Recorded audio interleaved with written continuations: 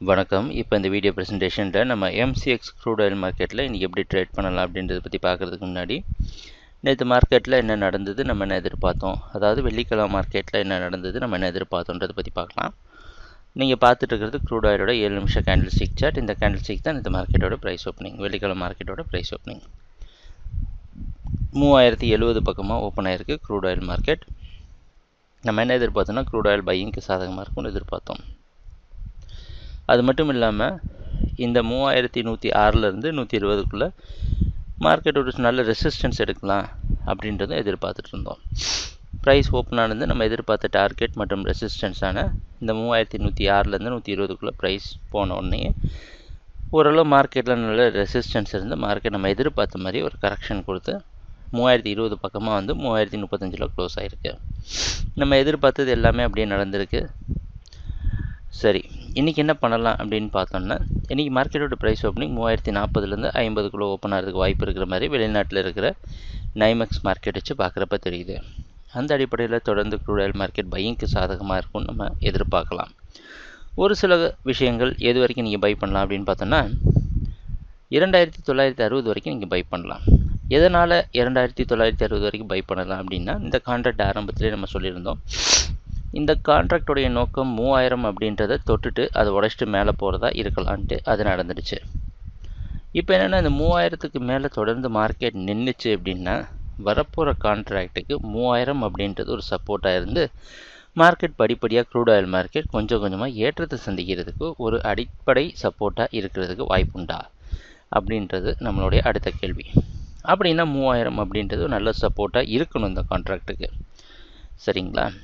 அதுக்குண்டான correction test இதுவாக இருக்கும்னு எதிர்பார்த்தோம். கரெக்ஷனும் நேற்று நடந்திருக்கு வெள்ளிக்கிழமை. அதனால் என்ன 3000 அப்படின்றது எக்ஸாக்டாக நம்ம குறிக்க முடியாது. அதனால் 2960 வரைக்கும் நம்ம பை பண்ணி பார்த்தோம்னா மார்க்கெட்டில் ஏதாவது சப்போர்ட், உண்மையான பையிங், ரியல் பையிங் அப்படின்னு சொல்லுவோம், அதாவது லாங் டேர்ம் ட்ரெண்டுக்காக பை பண்ணுறது, அந்த பையர்ஸ் யாராவது இருந்தாங்கன்னா கண்டிப்பாக இந்த சப்போர்ட் மேலே நிற்க வச்சுருப்பாங்க ப்ரைஸை. அப்படின்னா என்னென்னா 3000க்கு மேலே க்ரூட் ஆயில் தொடர்ந்து அப் ட்ரெண்டுக்கு சாதகமாக இருக்கும் நம்ம எதிர்பார்க்கலாம்.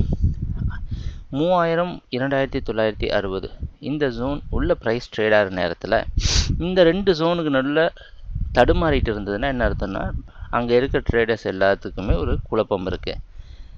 50% மேலேயோ கீழேயோ போகிறதுக்கு வாய்ப்புண்டு அப்படின்றத தெரிஞ்சுக்கலாம்.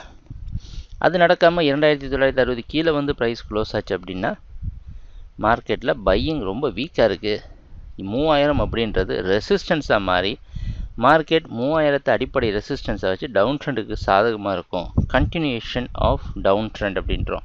இந்த லாங் டேர்ம் டவுன் ட்ரெண்ட் நம்ம எல்லாருக்கும் தெரியும். 6000 பக்கத்துலேருந்து படிப்படியாக கீழே வந்துட்டு இருந்தது க்ரூட் ஆயில் மார்க்கெட். இப்போ தான் கொஞ்சம் ஒவ்வொரு கான்ட்ராக்டை சில ஏற்றங்களில் பார்த்துட்ருக்கோம். அதனால் லாங் டேர்ம் ட்ரெண்ட் இன்னும் டவுனில் தான் இருக்குது. ஸோ அந்த லாங் டேர்ம் ட்ரெண்டு கண்டினியூ ஆகுது அப்படின்றத எடுத்துக்கலாம். ஸோ இது எல்லாமே இந்த ரெண்டு இடத்துக்குள்ளே முடிவார இடம். ஸோ அதனால தான் 2960 வரைக்கும் நம்ம பஃபர் கொடுத்து பை பண்ண சொல்கிறது. இந்த இடத்துக்குள்ளே எங்கே ஸ்டாப் லாஸ் போட்டாலும், இரண்டு பக்கம் ஸ்டாப் லாஸ் மாறி போட்டாலும் ட்ரிகர் ஆகிறதுக்கான வாய்ப்பு உண்டு.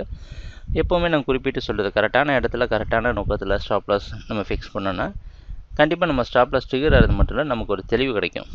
இந்த 2960 நம்ம பை பண்ணுறதுக்கு காரணம், இன்னும் வரப்போகிற காலத்தில் மார்க்கெட்டோட ட்ரெண்டை நம்ம தெளிவுபடுத்திக்கிறதுக்கு தான். ஏன்னா ஏற்கனவே நல்ல லாபம் பண்ணியிருக்கிறோம் இந்த கான்ட்ராக்டில். கரெக்டாக மார்க்கெட்டோட ட்விஸ்ட் அண்ட் டர்ன்ஸ் எல்லாம் கரெக்டாக கண்டுபிடிச்சி லாபம் பண்ணியிருக்கோம்.